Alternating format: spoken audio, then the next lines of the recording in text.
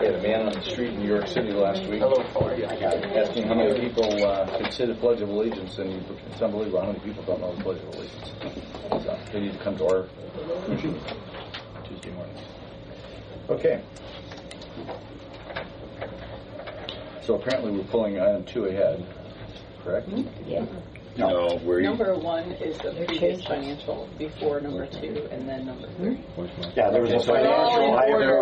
They're in proper order right now. Yes. All right, go ahead. Yeah.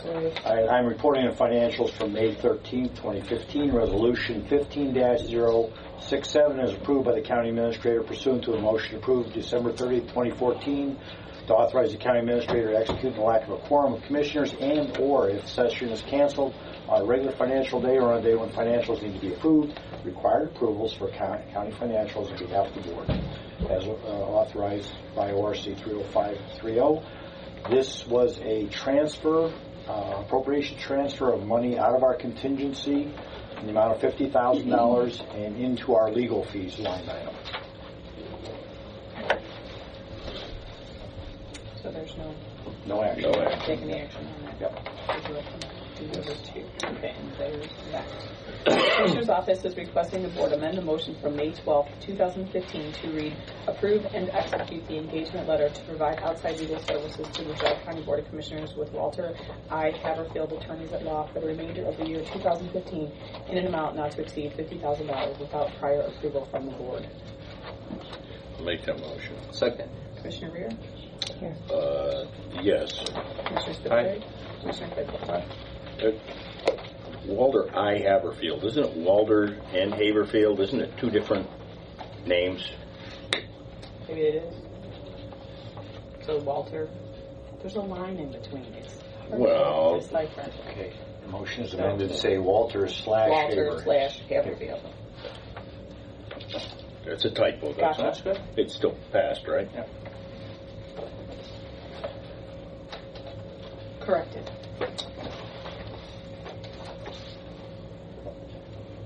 ID.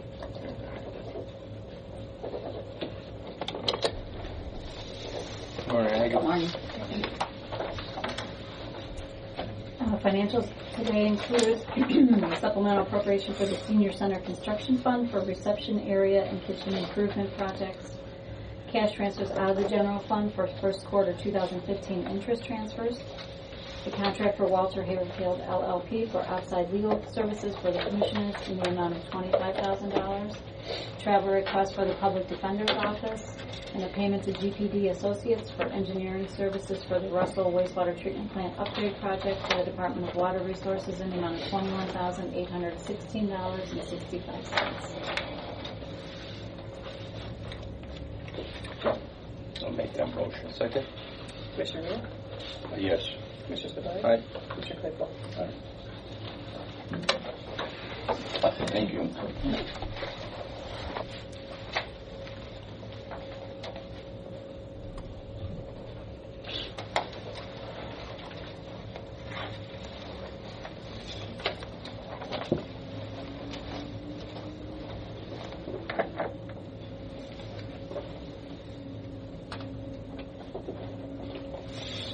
Jessica is coming up then?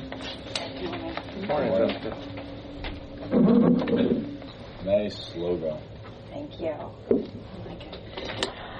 So I came last week regarding our Assistance with Daily Living program that we needed to go to bid for it. Unfortunately, we missed our publish date. We had planned to publish on the 14th, but we got notification too late to the Maple Leaf, so we just needed to push everything back 1 week. Together. The Department on Aging is requesting the Board rescind the motion from May 12, 2015 that read grant permission to advertise for bids for home care services assistance with daily living program for Geauga County residents aged 60 and over to be held on Wednesday, June 3rd, 2015 at 2 o'clock p.m. Notice of this bid opening will be advertised on May 14, 2015, May 21st, 2015 on the county website. The Department on Aging is requesting the Board grant permission to advertise for bids for home care services assistance with daily living program for Geauga County residents aged 60 and over to be held on Wednesday, June 10, 2015 at 2:30 p.m. Notice of this bid opening will be advertised on May 21st, 2015, May 28th, 2015, and on the county website. I'll make those motions. Second. Commissioner Rea? Aye. Commissioner Spudler. Aye. Commissioner Claypool. Thanks, Thank you. Jessica. Have a nice day. Patty. Morning. Morning, Patty. Morning, Patty. How's everybody? Good. You? Same type of thing here. We're going to bid for advertising for bids for our FAA grant program for pavement at the airport.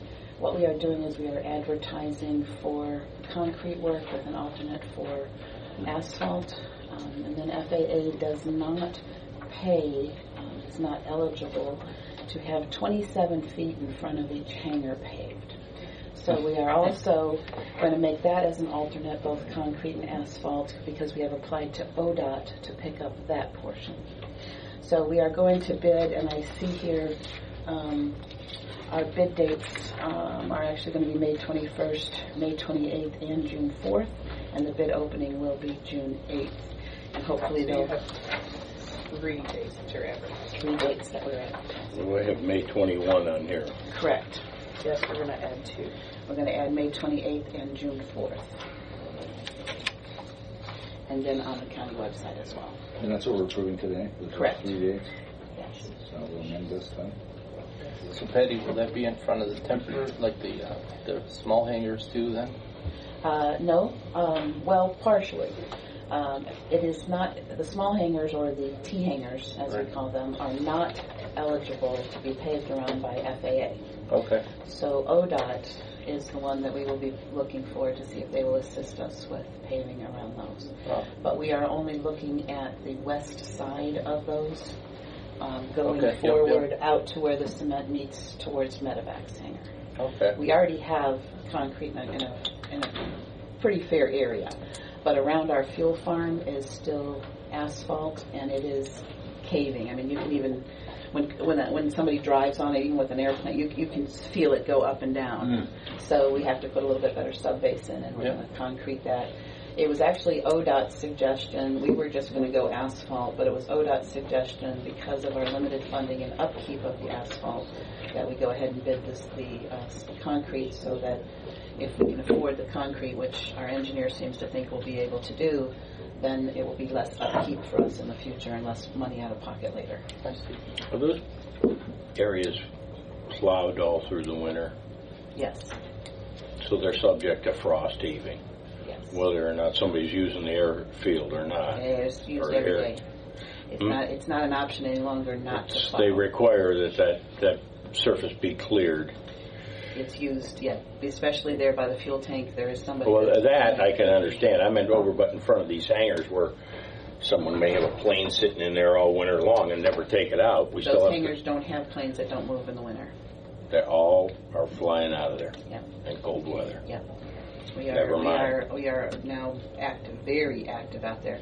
As a matter of fact, if you'd like to come out any Saturday, again, the people that hangar there, there's a few that use their planes for something other than recreation.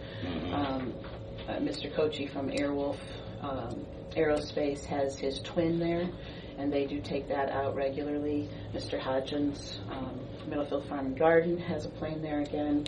He uses it regularly for business.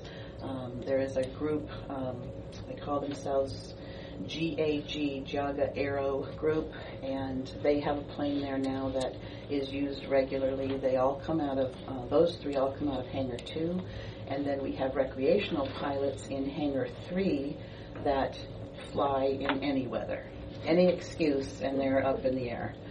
So that area now has to be plowed, and plus, of course, we have medevac in Hangar 1.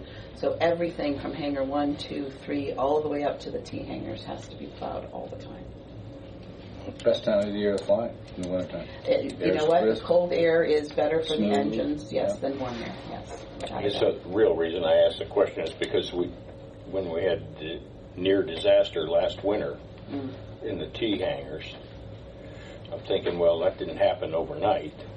If there people were using those hangars, they should have noticed that the doors became harder and harder to work as the roof came closer and closer to the ground.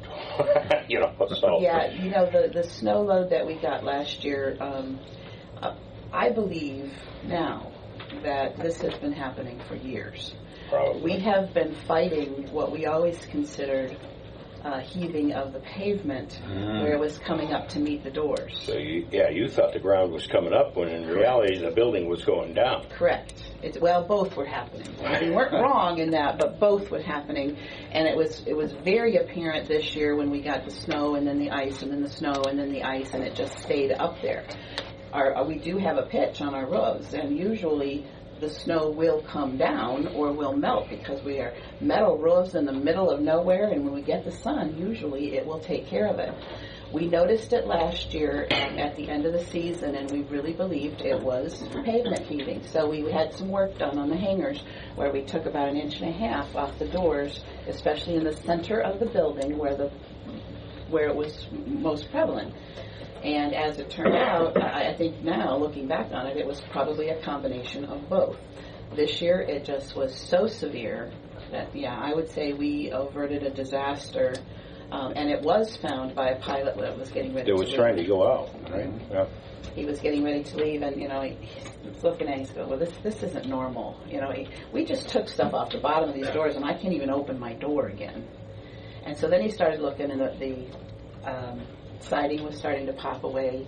The face plates were starting to pop from the trusses inside. The conduit had popped off of where it was across the trusses.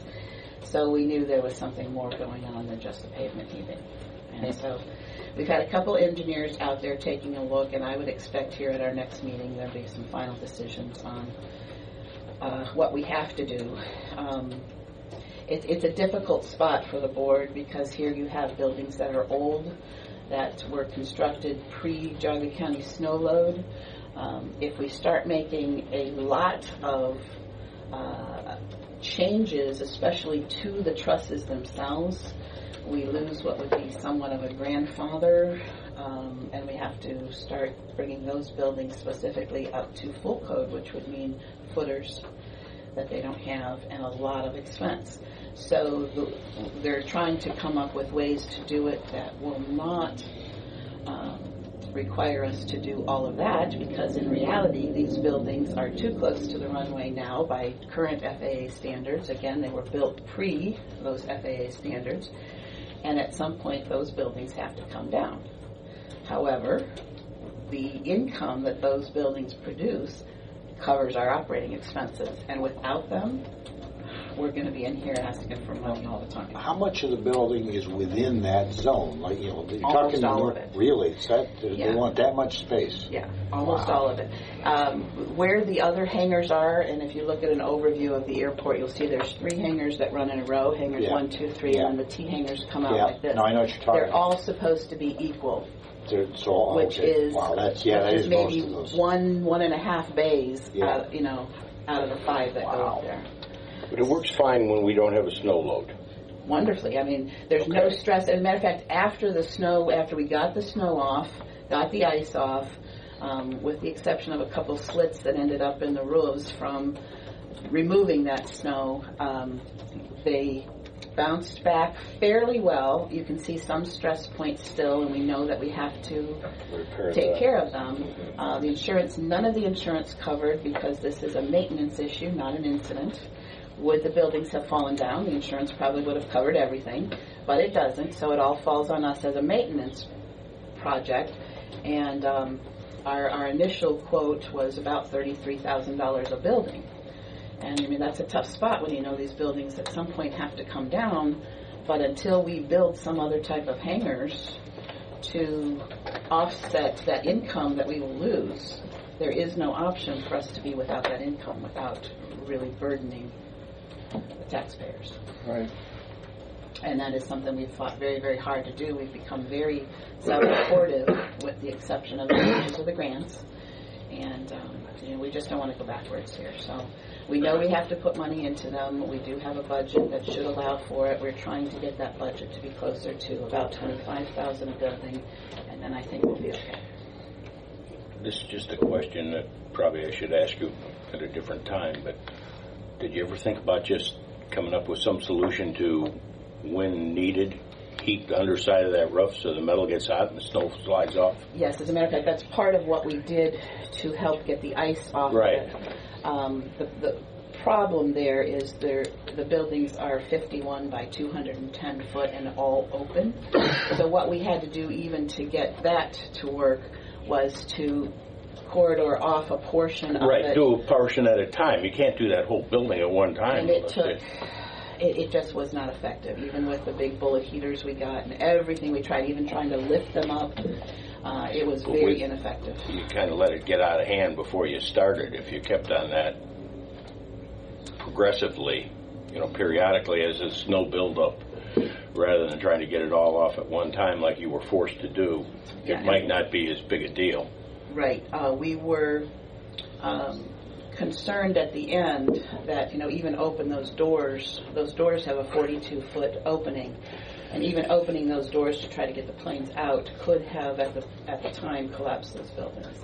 So, we were kind of in a catch-22, okay, what's our best option? And the only option we really had was to remove the snow load, and now we need to shear those buildings up so that they will maintain. And I think part of the reason that they had such a heavy load this year was the winds coming from the west seemed to pick up a bunch of snow off of the roofs and drop it on the other side, and that's the side that was so much more effective. The center of the buildings, where there is the most stress, they have to span for a great distance there, and in that center of that 210-foot building is where it was the most, and then also, with the extra snow that was continually coming over from the other side.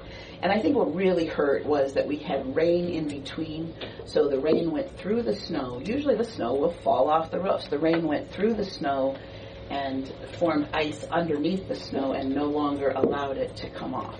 Yeah, the ice is what stuck to the steel, not Correct. the snow. Correct. So we're working on that solution, and I'm hopeful that our next board meeting will have the answers that we need to get started for the summer to get that all sheared up for us. What we really need to do is to get started on some plans to build some alternate hangars so that in the 15 to 20 years that it will take to pay off those hangars, they will be ready, and the old hangars will be ready to come down. That's got to be the next game plan. It's a little tough because, the hangars are expensive. We went to bid with them once, and it was almost double of what we estimated it would be to build those hangars. So I'm not sure exactly how we're going to work that out yet. Thank you very much. The Geauga County Airport Authority is requesting the board grant permission to advertise for bids for the FAA AIP Project 33900541815 Reconstruct Asphalt Apron, with the bids being opened on June 8, 2015 at 11 o'clock a.m. by the Airport Authority. Notice of this bid opening will be advertised on May 21, 2015, May 28, 2015, June 4, 2015, and on the county website. I'll make that motion. Second. Commissioner Rea? Aye. Commissioner Spudler? Commissioner Clickwell? Aye. Thank you very much. Thank you.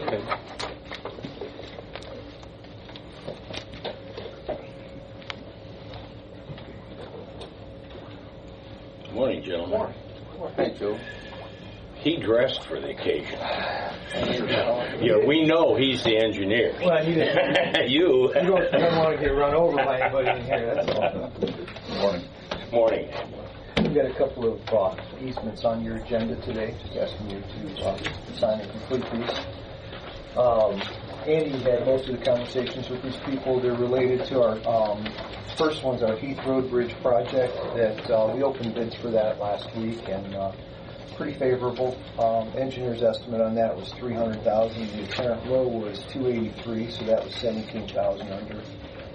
And we'll be coming to the commissioners here soon asking you to award the contract. Then the other project, that the other easement is not for the project but a precursor to the Thwing Road paving project. We need to do a little bit of culvert work before the paving project comes along. And we just opened that bid here recently too. Pretty good savings. Estimate was $625. It came in at $548. So 77,000 or whatever that comes out to. So we did pretty well. But this is just to take care of the out of the right of way in a couple areas where there's culverts, and worked with the people, and they're very agreeable and happy to work with us. So if you have particular questions on the size and locations and stuff, Andy has those sketches. But people are very agreeable, good to work with, very good people.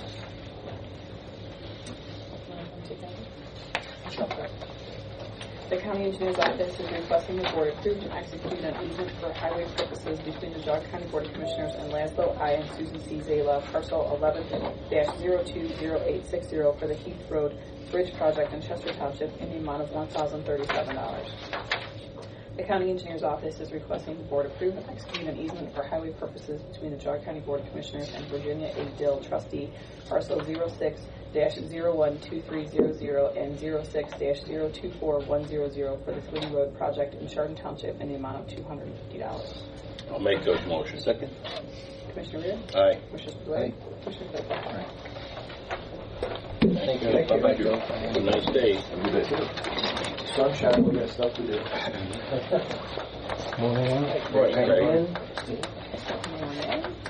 Hey, Joe. By the way, thank you for helping Cheslin. Yeah. So nobody in here really is aware of the fact that you went out to our township and was helping one of the trustees out there. Yeah. But it made a big difference, and I appreciate it. Great. Yeah, that's what we're here for. Thank you. All right. Well, I'm here on behalf of JFS to, ask the board to approve and execute our sub-grant agreement, which comes up every 2 years. This time it's for the period of July 1st, 2015 through June 30th, 2017, and this is to approve all the federal funds that the agency uses to run all our different federal-oriented programs, allow for these funds to come into Geauga County JFS so we can administer those programs. It's a contract that otherwise we will not, this is sort of our big federal contract that we have that they hold over us, and if we don't agree to these things, then you're not going to get the money. So, Really? Is that all we have to do? Thank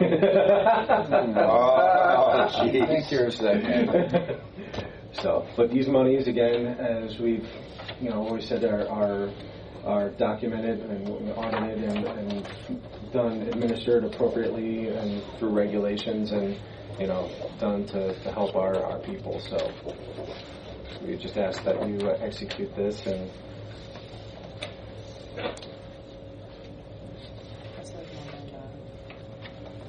This is no.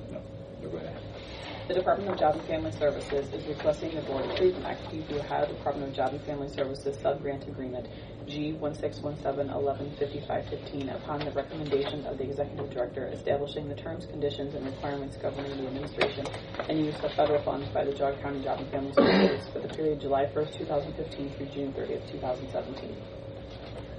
Make that motion. Second. Commissioner Rea? Aye. Commissioner Spillier? Commissioner Claypool? Aye. Thank you. Thanks very much.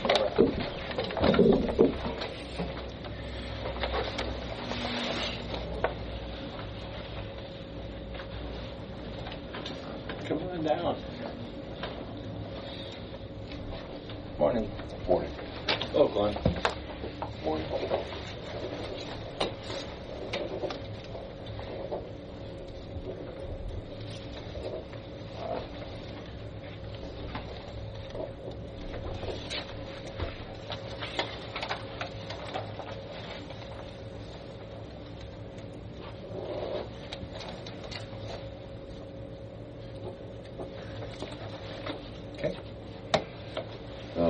First of all, I want to thank Christy for getting this on so fast. This came to me Monday morning.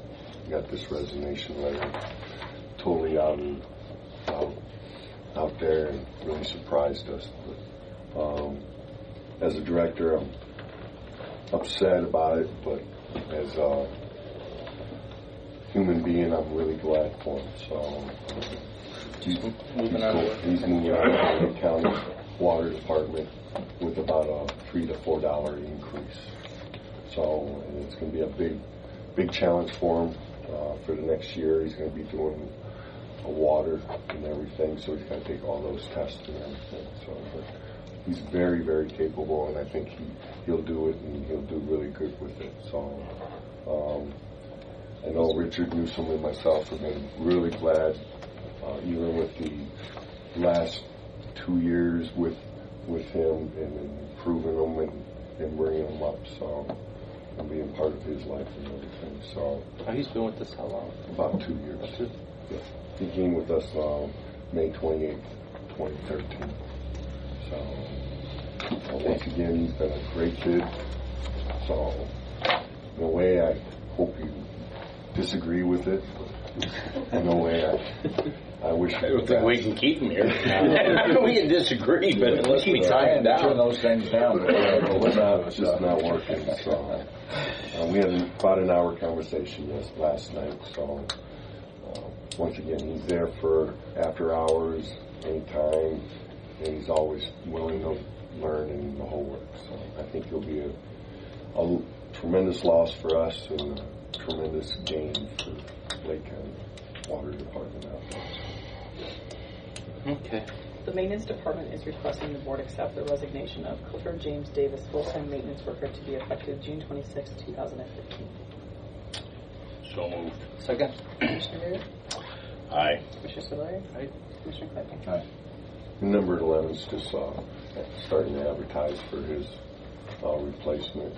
His last day will be June 26th. So trying to get that on board.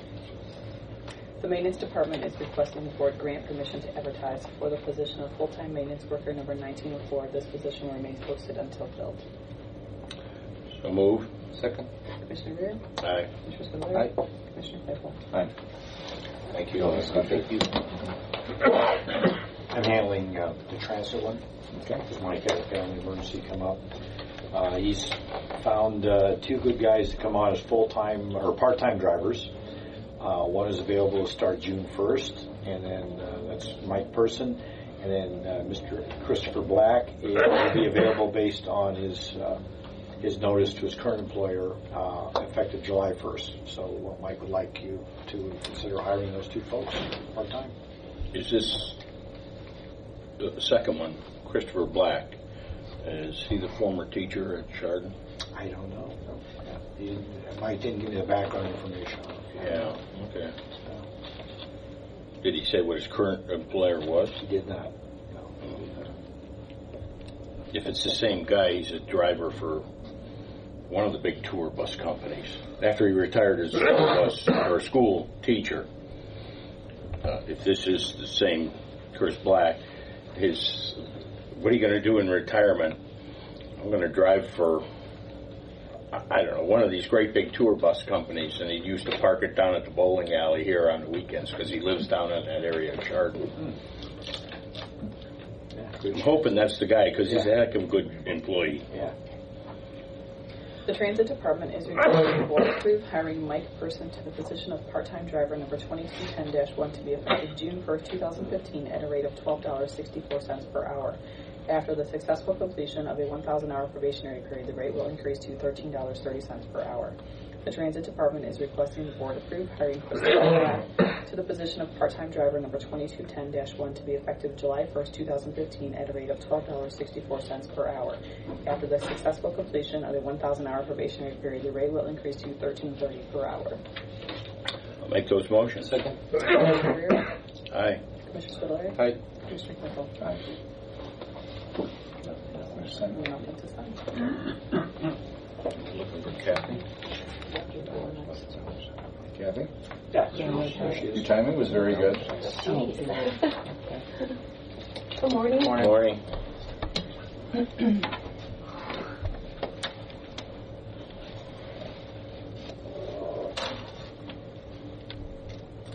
My compliments before you begin, though, with the wellness form that you put on.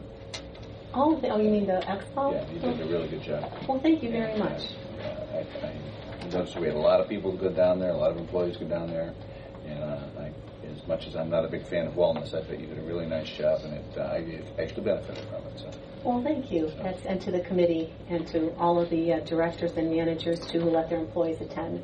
We really appreciated all of that. I was most impacted by the big blob of fat laying on the table. Yeah, I know. That's pretty disgusting. They had that 5 pounds of fat laying there. So you walk up and you see what 5 pounds of fat looks like. Yeah. And you say, whoa, Yeah. It's time for me to go on a diet.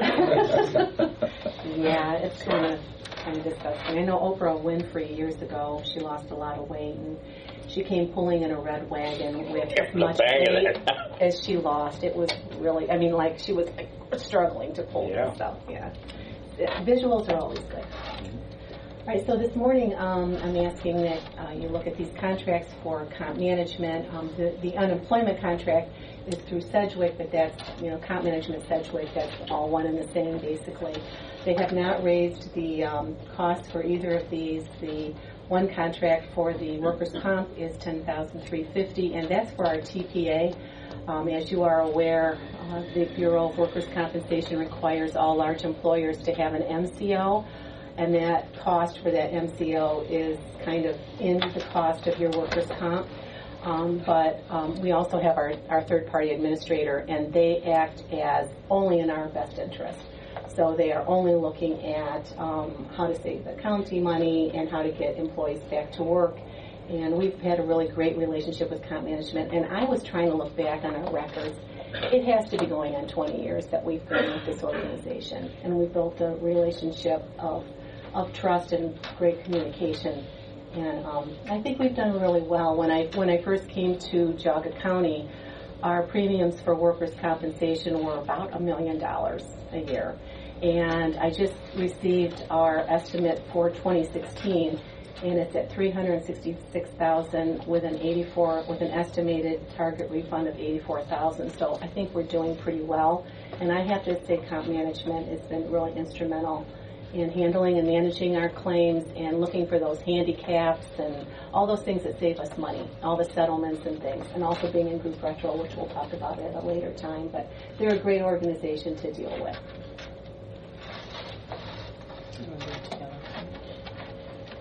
The Commissioner's Office is requesting the Board approve and authorize the President of the Board to execute the Workers' Compensation Service Agency Agreement with Comp Management, LLC, a Sedgwick CMS company, for the period May 1st, 2015 through April 30th, 2016, in the amount of $10,350. The Commissioner's Office is requesting the Board approve and authorize the President of the Board to execute the Unemployment Compensation Service Agency Agreement with Sedgwick Claims Management Services, Incorporated, for the period May 1st, 2015 through April 30th, 2016, in the amount of $1,205. I'll make those motions. Second. Commissioner Rea? Aye. Commissioner Spillier? Aye. Commissioner Claypool? Aye. Thank you. Thanks. Thank you. Thank you, Dave.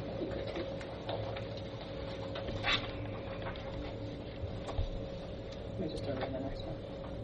It's a liquor license. Pardon? The next one is a liquor license. Okay. Are you there? Thank you. The Commissioner's Office is requesting the Board concur with Newberry Township trustees in not requesting a hearing on a liquor license requested by Wicked Woods Banquet LLC, Clubhouse Patio Storage Building and Golf Course, located at 14085 Ravenna Road, Newberry, CTRFO 9609990. So move. Second. Commissioner Rea? Aye. Commissioner Spillier? Aye. Commissioner Claypool? Aye. There's only one blank on this form.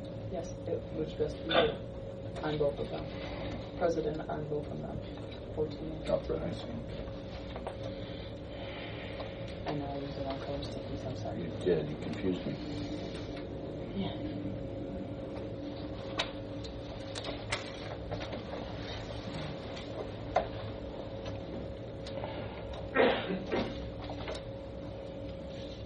Number 17 is for you.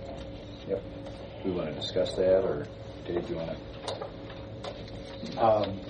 Number 17 is for the board to consider approving a letter that's being sent to the Common Police Court and the Law Library Resources Board. The Law Library Resources Board occupies currently a considerable portion of the lower floor, the basement of the courthouse. The Common Police Court has requested that the commissioners take action to reconfigure those offices and make them up for the use of the probation department that's currently on the second floor of the Opera House. There's been some back and forth. The law library had expended quite a bit of money just, I think, about 5 years ago on that space. And it appears that what the court is looking for would require the law library to vacate the space that they renovated not that long ago. Basically, this letter just really expresses to both sides, this office's respect for what they do, for what's involved, and the fact that they both had valid issues that need to be addressed.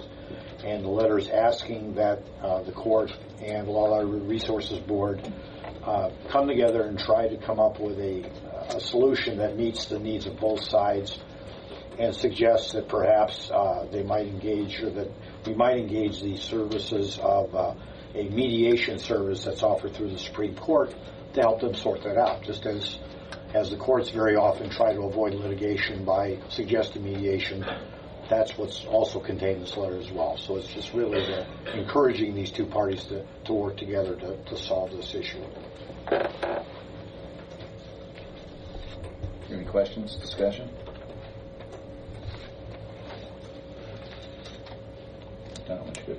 The Commissioner's Office is requesting the Board execute a letter to the Geauga County Court of Common Pleas Judges Forrest W. Burton, David L. Fury, and Mr. Jeffrey Orndorff, Esquire, Chairman of the Geauga County Law Library Resources Board.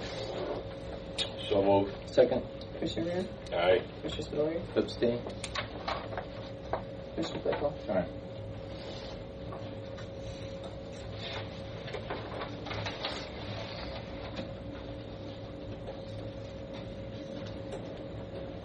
Okay, and the next one is... I'm sorry? This is the waiver. This is the waiver. This is a document. Apparently, the dog warden's office was specified as a possible recipient of proceeds from a will, and as part of the estate processing or process of closing out the estate, because the dog warden was named, it's been asked that the President of the Board of Commissioners execute this waiver of notice on hearing on account. It's a procedural thing. At this point, we're not even sure there'll be proceeds for the dog warden to actually receive any money, but because we are listed in the will, it's been requested that the board, with the President signing, execute this document. Okay. The Commissioner's Office is requesting the Board approve and authorize the President of the Board to execute the waiver of notice of hearing on account. So moved. Second. Commissioner Rea? Aye. Commissioner Spillier? Aye. Commissioner Claypool? Aye.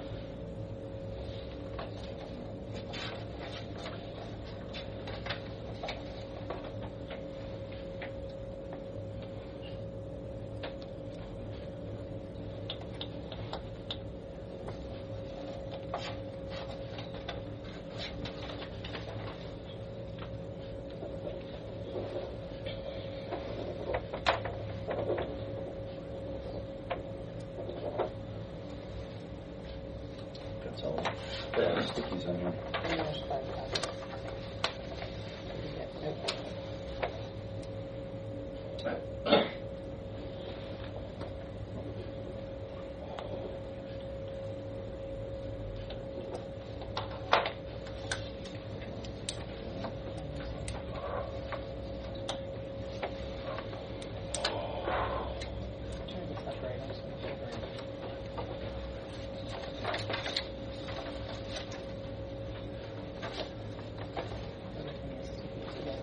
Okay.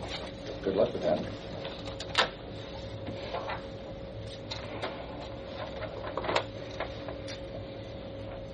So we have some people in here observing today. Any questions? Or we're signing? No? This is Stephen Statler and Maddie Canella. They're seniors at Berkshire High School, and shadowing the prosecutor's office last week and this week, and I just thought it was important for them to come and see how county government was run. So we. Cool. So somebody needs to shadow the prosecutor. Good idea. We have to do that on a regular basis. Can you sign kids on a regular basis to kind of keep track of what he's doing? And then you come over here and report back to us and tell us what he's done. That'd be a good thing. So I have a question for you as we're getting these documents out. What does the county commissioner do? Approve.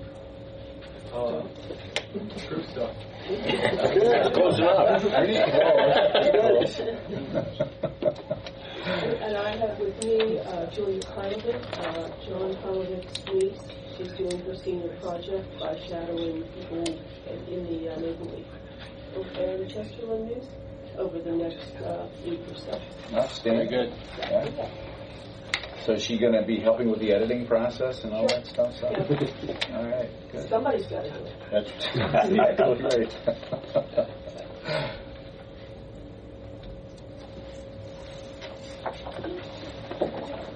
Well, you can come again when you're not shadowing. Like if you can't sleep, you're bored or something, you can come over. You can watch the videos on YouTube in case you're... Yeah, late at night when you can't doze off. Just put those on, you'll be right up. Yeah.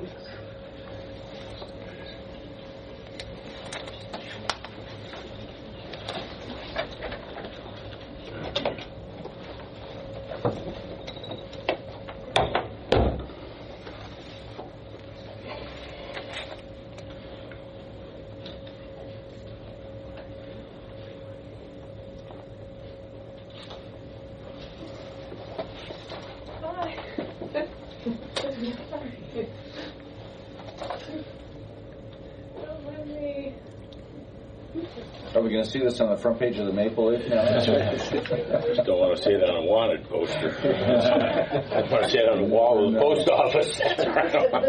Okay. The Commissioner's Office is requesting the Board move into executive session for the purpose of discussing the employment of a public employee. And I'm going to add to that at the Department of Job and Family Services. Yeah. I'll make that motion. Second. Commissioner Rea? Aye. Commissioner Spillier? We're going to have joining the board Craig Swenson, Paul Lyman, Gina Schultz, Donna Barrow, Linda Brandy, and myself. Will there be action? There probably will be action. Upon returning? Yes. Okay. Thanks for coming.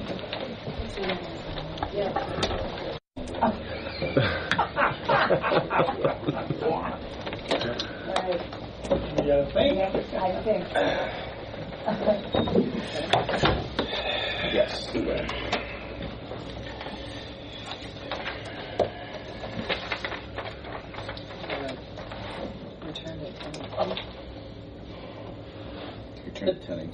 The Department of Job and Family Services is requesting the Board approve the termination of Andrea Wingfield as a probationary removal. The termination is effective immediately due to unsatisfactory performance during her probationary period. With this action, the Department of Job and Family Services has complied with the separation policy section of the Job and Family Services Personnel Policy and Procedure Manual. I'll make that motion. Second. Commissioner Rea? Aye. Commissioner Spillier? Commissioner Claypool? Aye. Thank you, gentlemen. Yeah, I don't want to go through this, so I move to adjourn. If you want to go through this, I'll hold off. They all got it. We don't need to go through all No, they all got it on their agenda, so I move to adjourn. And Russ got a meeting. So. Thank you for coming. Or stay.